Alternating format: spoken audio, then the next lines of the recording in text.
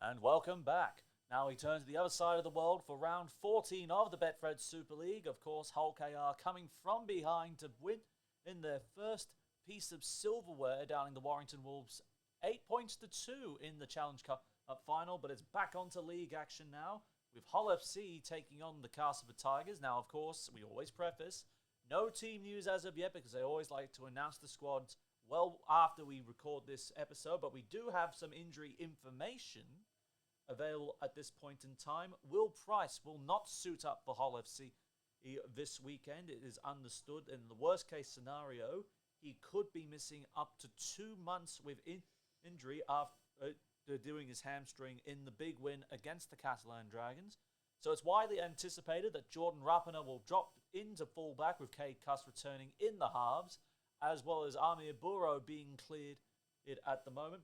That is the latest news we have on the front from Hull FC. The Castleford Tigers, of course, also hovering in and around the top 10 or so at the moment. Not exactly top 6, but what do they need to do well following their last start they had? Continue on what they're doing is what I would say. Improve, try and be injury free. I mean, that's easier said than done because, But yeah, just do the best they can and try not to make too many errors, tighten up the fence and get attacking right and produce points, score tries. That's all you can really do, to win games and hope results go your way and improve your for and against. Well, they didn't have any trouble 2 weeks ago against the Warrington Wolves, trailing 22-6 at half time. George Lawler, a massive double in a big performance from him, got within 10 right on the stroke of full time, but they just got blown off the park early. Now, even though key players for Hull FC like John Asiata, Jordan Lane, not yet cleared for a return just yet, he's getting pretty close after he broke his arm. Liam Watts training again after that calf issue, with more details provided earlier on in the morning for the Black and Whites.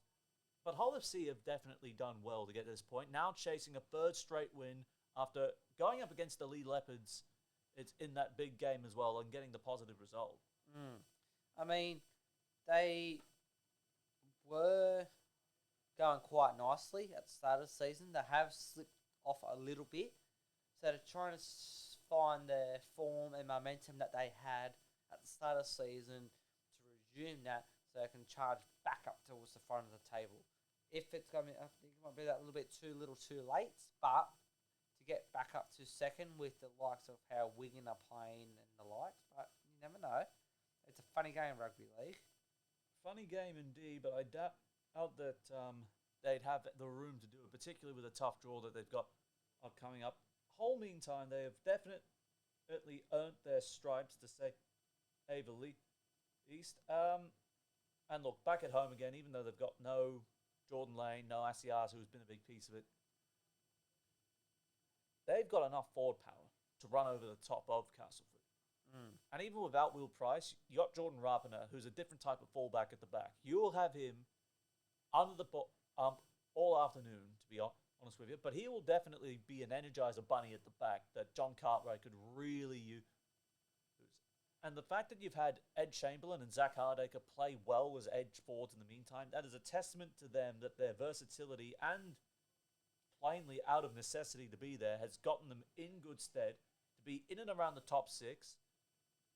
I think if they can back up what they did in Perpignan before they had the break for the Cup weekend, I can see continuing good things out of the black and white. And especially at home, it's a different atmosphere and intensity at the MKM Stadium, and I think Danny Maguire will definitely be well aware of this. Saying that though, Castleford have shown plenty of fight, but just on this occasion, I don't know if fight and second half performance is going to be enough, even if he can get the senior brothers really opening up the field. And you got Tex Hoy, you got Liam Horn, who's definitely been a big part of the spine for the Tigers. I still think this is a Hull FC win, 7-12. Well, in saying that though, yes, Hull FC had that big win over Catland. Castleford were 22 points to 6 down against Warrington last fortnight out, but they only lost by 10 points. So they do have points in them, but they just also went too little, too late there. Look, I still think Hull FC will win this one. I'm going to say 7 points to 12 as well. Yeah, it's definitely looking like a Hull FC win. Now moving on to the other side of Hull, where the Robins will be back at home. The reigning Challenge Cup champions, the newly minted ones after 40 years of waiting, going up against the Joel Tompkins-led Catalan Dragons. Now, of course, they did not leave Wembley without suffering certain blows on the judicial front. Suaso Su will have a case to answer with a Grade E spitting charge. Spitting charge, okay. Yes. That's something different. Yes, it was in the direction of Josh Ulis during the 8-2 win, where they came from behind with 3 minutes to go to win the game. If found guilty, he is looking at a 6-match suspension.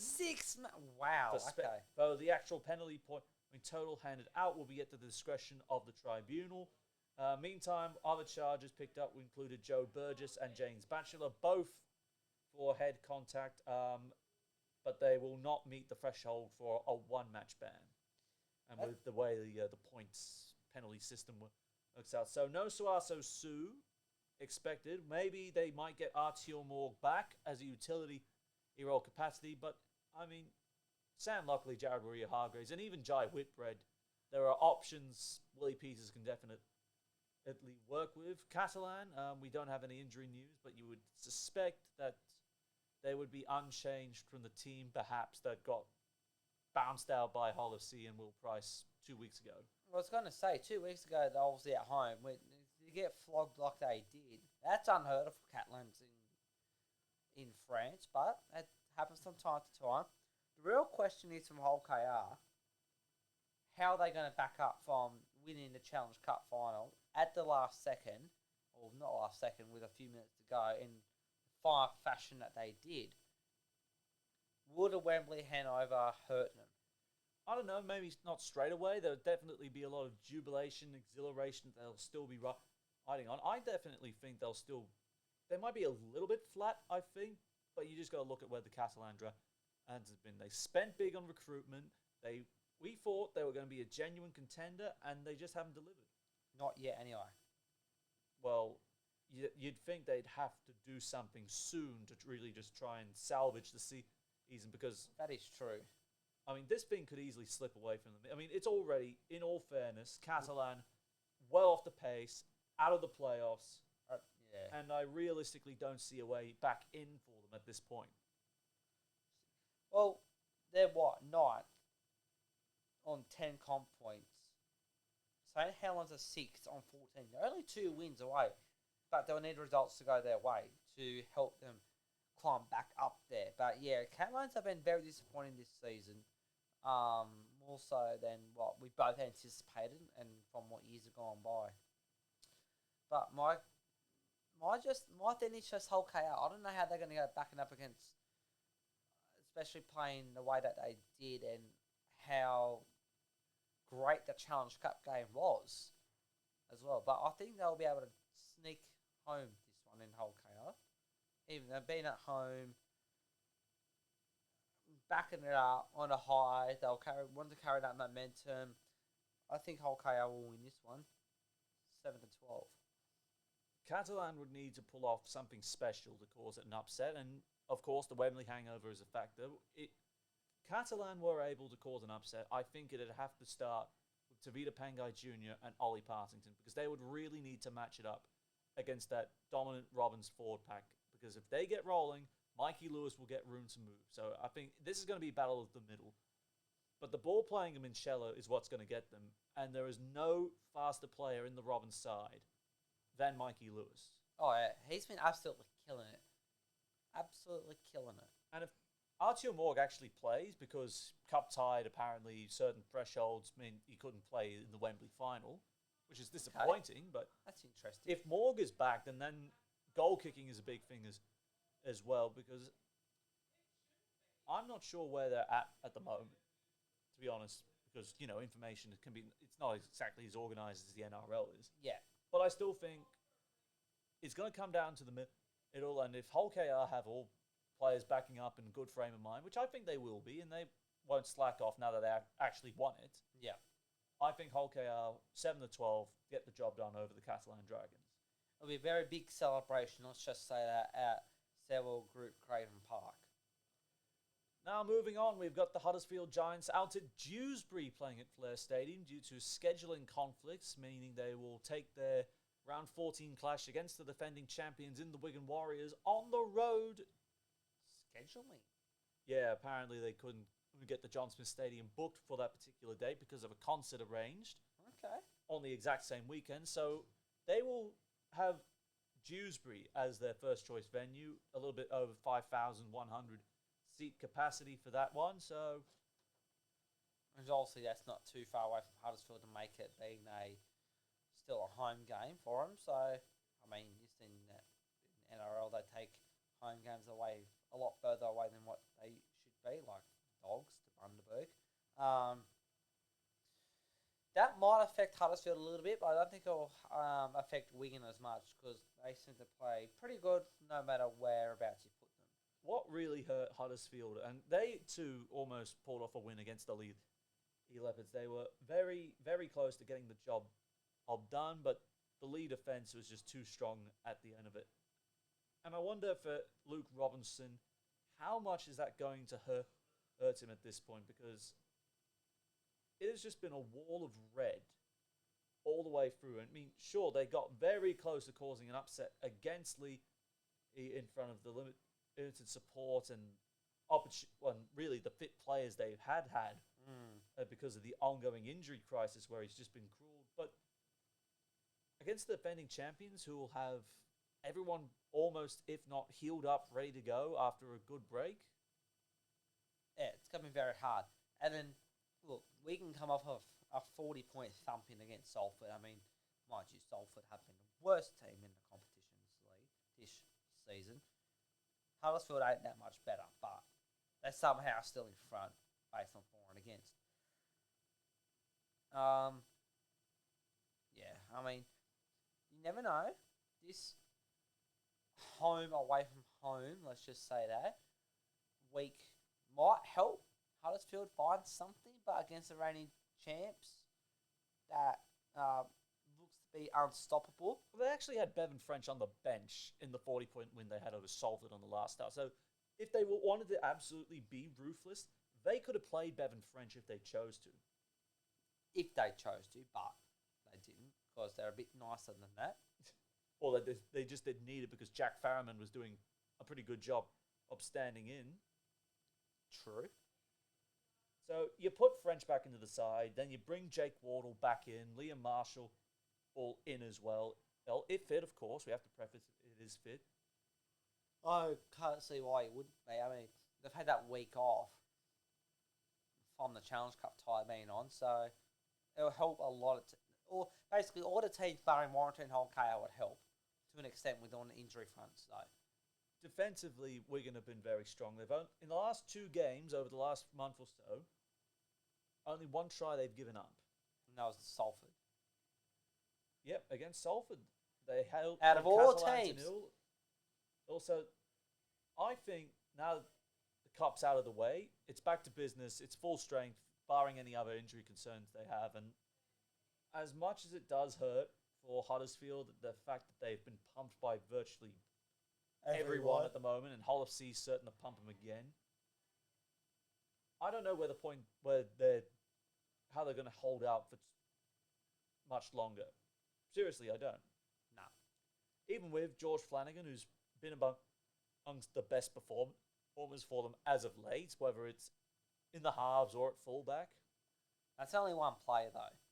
If you need to have a team humming, you need all players fit, healthy, combining nicely and playing well. Yes, you have your standout ones that go above and beyond. They've only generated 5 tries in the last 3 weeks. The last 3 matches they played, only a grand total of 28 points in 3 matches. Well, 24 of those was 2 weeks ago against Lee.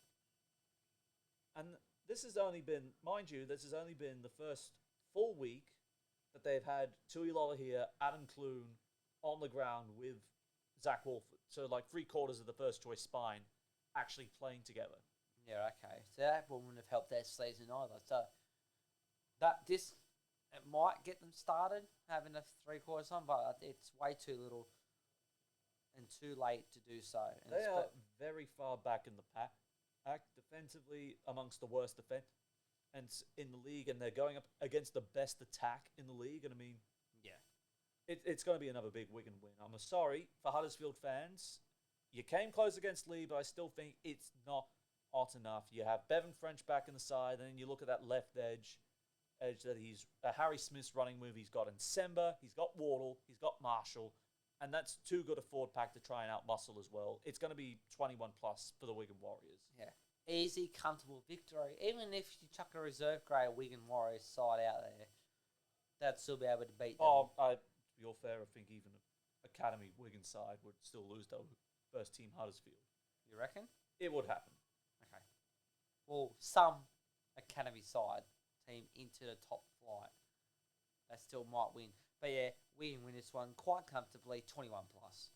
Now moving on to Headlingley, we have got the Leeds Rhinos going up against the Warrington Wolves. Unfortunately, Warrington will not have the services of Matt Duffy after he fractured his eye socket in the loss at Wembley, expected to miss a couple of months, you would think.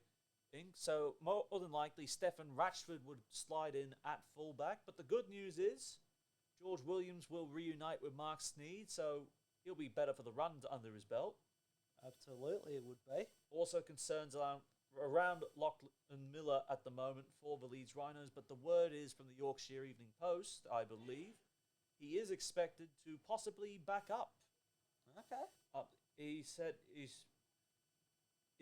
Ian Bleasey, the Leeds Rhinos sporting director, believes he won't be sidelined long term, so he could even be able to overcome that knee injury that kept him out of the second half against Wakefield when they almost came back within 4.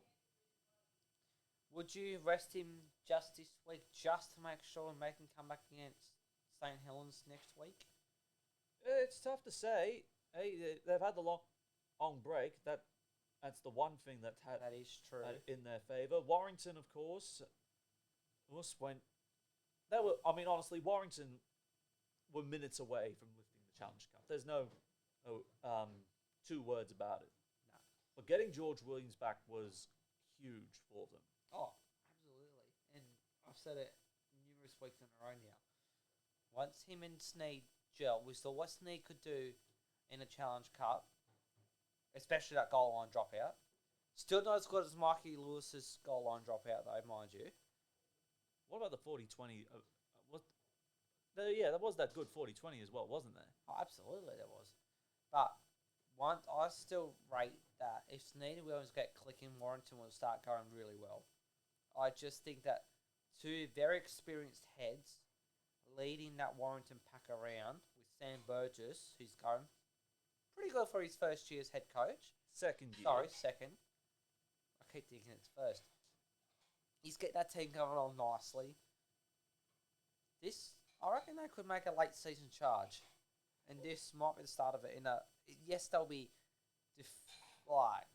not happy with the result in a Challenge Cup, but it will be still a competitive game, I think. Yeah, it could be interesting. Of course, Leeds defensively, they led in 2 tries in the second half, and they clocked off after a good dominating position over Wakefield Trinity. But if they have everyone on deck, because I think only Andy Ackers is the last man and that they're expecting back. Otherwise, they've got Connor in the halves, they've got Croft off that standoff, off as fit as a backline you can get with no Micah Sevo, and you got the good work some of those edge forwards have been doing, particularly the likes of James McDonald and Morgan Gannon. So it's going to come down to the kicking game. Now that you put Mark Sneed, if he backs up his near Wembley heroics, I'll say, again, and it's the likes of Jake Connor. But for me, the big thing is George Williams. Sneed with the kicking game, and if Williams, you just let him run, he's going to cause all sorts of trouble for the Leeds Rhinos. That'll be a deadly combination, Sneed and Williams. And he will have a lot to prove after missing the best part of a couple of months, to be honest. He'll want to make up for lost time. Leeds, defensively, they'll need to really tighten up the second half performance to avoid any hope of a comeback. But I'm going to have to give the edge to Warrington. I think Warrington will cause an upset at Headlingley. I think they were very close as to winning the Challenge Cup, and I think the turnaround will very much help them as well as it will Hull KR, because now they can focus on the next league fixture and trying to make a run at the playoffs now that they are officially at the halfway point, and try and make sure the next 13 games after that is nothing. And especially when they get the troops back, because the forward pack's almost there. They just get the hard start on the fire. Warrington make a late charge into September inside the top 6. For me, it's Warrington 1-6. Warrington will get the start to, obviously, like you said, run to the playoffs. But I just think that give it a game where Sneed and Williams get to know each other's game. So maybe next week that will start firing a bit more. But I still reckon Leeds will be that little bit too strong to get over the line here. And the rate they've been going is going pretty solidly. And again, Warrington have had that extra game for the Challenge Cup final coming off that. I say Leeds win this one 1-6. It's a tight one because you could argue Leeds strike, especially with no Duffy. There's a lot of speed. Warrington lose out the back. They can definitely play to. And then you look at Ash Hanley, Harry Newman. Most likely they'll be trying to fight for an Ash's spot with Jake Wardle. And now that there's a spot opened up on the wing, you'd have to say either one of them with no Matty Ashton in front of them would be fighting to try and secure a spot. So a lot at stake right there. If it was based on strike, I'd say Leeds. But I think Warrington, now that they've got both their chief playmaker and their captain back in the side, I really like that Warrington could force the issue against Brad Arthur, and that's the way I see it. I think do you reckon gaming around that one right there? It'd be pretty close. I'd definitely say so. Yeah, I would go gaming around in the big call for that one, but it should be a good one. So now we have the Sunday afternoon games. We have Wakefield Trinity against the Lee Leopards. Both got involved in tight contests. Who do you think will be the better for the break? Oh, mate, this one's a flip of a coin, really. Look, obviously, Wakefield come, 4 points short of equaling Leeds, at least. And then Leopards also 4 points. But I think it might help the Leopards a little bit more, to be quite honest with you. When you're looking at the table overall for the season, Lee are 4th compared to Wakefield are 7th. So Wakefield can still sneak into the top 6, but I think it'll help. In one way, it'll help Lee to have a playoffs push, but it'll also help Wakefield with a push to make the playoffs, if that makes sense. So it kind of can 50-50, depending on how you look at it, depending on who you support, but also it comes down to your injuries, which you might have some news on. Well, snapping that at a 2-game losing run, including the Cup semi-final, I think that was very important for Adrian Lamb right there. And, of course, David Armstrong, strong on return for the Leopards. No doubt we'll get to see a little bit more out of him moving forward. Very curious. Do you think he'll still carry Bailey Hodgson on the bench going into Wakefield this weekend? Yeah, I would. And ultimately, you just got to look at that starting duo of Offa Hengawi and Robbie Mulhern, a very big front row combination right there, which opens up Owen Trout at loose forward, who punched a fair few holes himself and was very good in recent times as a middle forward.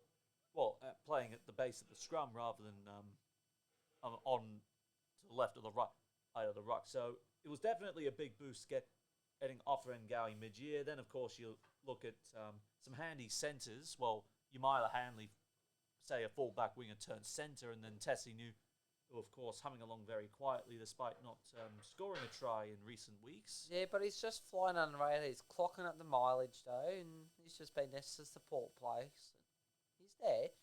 He's doing his job. The big thing is how they're going to back up.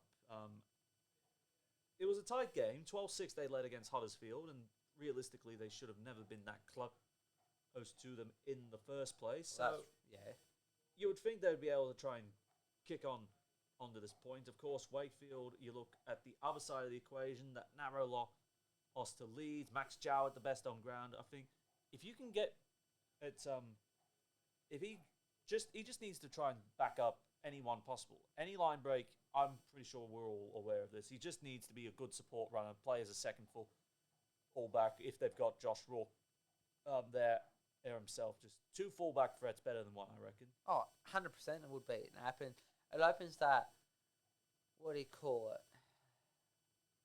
Opens up the playbook a little bit more, like the attack playbook as well. It could throw off the defence. You never know. It'd be the big thing for me. They just need to address their goal line defence when it comes to tries off kicks, because they just let Jake Connor terrorise them and they paid the price for it. This time, it's going to be around Edwin and Pape. Because you know if Edwin and Pape can even just jump out of dummy half and get the forward pack on the front foot, they're going to be in for a tough fight all afternoon. And then you can see O'Brien, you can see Lamb play off the back of that. And you don't want that Lee forward pack rolling. No, definitely not, because once they get rolling, they're unstoppable. I wouldn't say. They're definitely. They're hard to contain. Let's put that's the words I'm more likely going to say.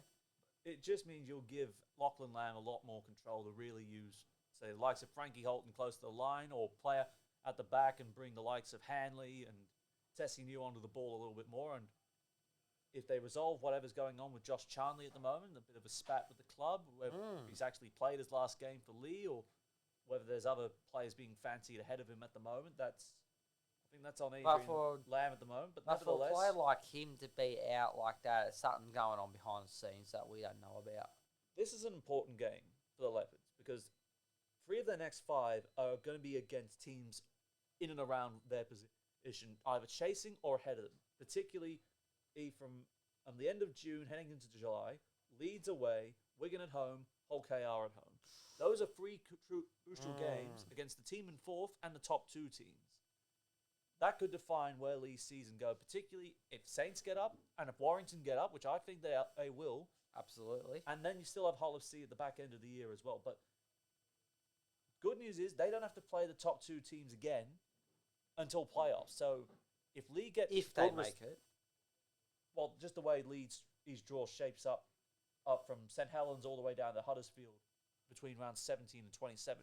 If you don't have to play the top 2 teams for the rest of the year until the playoffs, that is a massive bonus. Oh, absolutely. For me, I think Lee do go on with the job here, and I think it'll be a tight game. I think at home, Wakefield, it'll have kicked up a bit. So you're going to have to be in for the dogfight.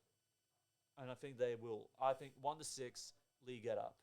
I'm going to say Lee get up 1-6, and this game will set them up. If they win this one, which they could, with that run, like not playing top 2 teams again after the next few weeks, that will help them big time. So they get this win, they may be able to afford to lose one of those top 2 games, if not both of them. Considering they run home, that should be all sweet. So they'll win this one 1-6. And finally, we have the Salford Red Devils going up against St Helens. Saints, of course, their last start loss to Hull KR came at a cost, with Jack Ellsby doing his knee and is set to miss the next 4 months. So I would bet that Tristan Saylor drops into fullback, with Harry Robertson either going to the wing or into the centres is more than likely, or it could be the other way around. And Robertson drops back to fullback, and I dare say Saylor will be more fullback than centre or wing, in my opinion. And, of course, Lewis Murphy out as well, so then it's a rejig of the back line. No word on where Carl Felt is yet, but considering they were carrying Robertson on the bench, he's certainly going to start. Oh, easy. I mean, why leave him out when you've got a fullback that's out? You just shuffle a little bit here and there and happy days. Interesting thing, though, Conrad Hurrell is actually out on... He's fit. He's just past fit again. He's actually out on loan at the moment with Bradford. Yeah, okay. So it's a little Okay, bit that would've curious the been under- timing of why exactly. I mean, he's just come back from injury, long term. It's like he had trouble with his neck, trouble elsewhere as well. With Swinton, League One, and now up with the Bulls. A little bit of a curious thing, considering you'd think, all right, we're going to be down a couple of backs here. Maybe it might be time to give old Connie Hurrell a recall. And we know what he's capable of too. He's a big build. He can barge people over and he can score tries as well. So, yeah, that's a bit of an unusual one. But Otherwise, I think Jonathan Bennison would get a recall on the wing or even at fullback for that matter. So there's definitely some room Paul Wellens can go with, especially a little bit more breathing room with recent reports suggesting that Ben Gardner might actually be an assistant coach to Mal Meninga with the Perth Bears in the NRL rather than take the St. Helens head coaching job. yeah, okay. So keep Paul Wellens as a head coaching job. Then, All right. or did I miss Have we something? done talking about the problems with Saints on the injury front at the moment? I think so. Are we actually done? I think so. Right. Well, don't get started on Salford. I mean, St. Helens are in a lot better position than what Salford are. At least St. Helens have got what? Let's just look at here. They've got a positive 158 differential, whereas Salford got minus 465. A lot better than what Salford are. Saints 21 plus. Yes.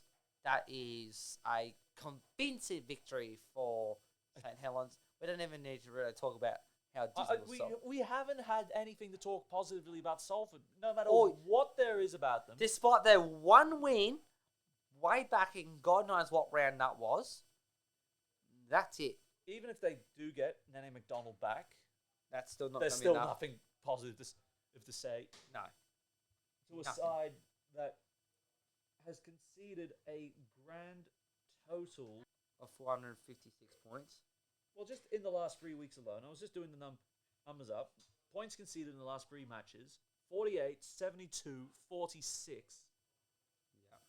More than 150 points. It's actually close to 170 points in 3 weeks, which is close to an average of 50 points a game in those last 3 alone. Yeah. It's got to be St. Helens all the way. And the last time these two met was round 1, and Salford got absolutely destroyed, 82 points to zip.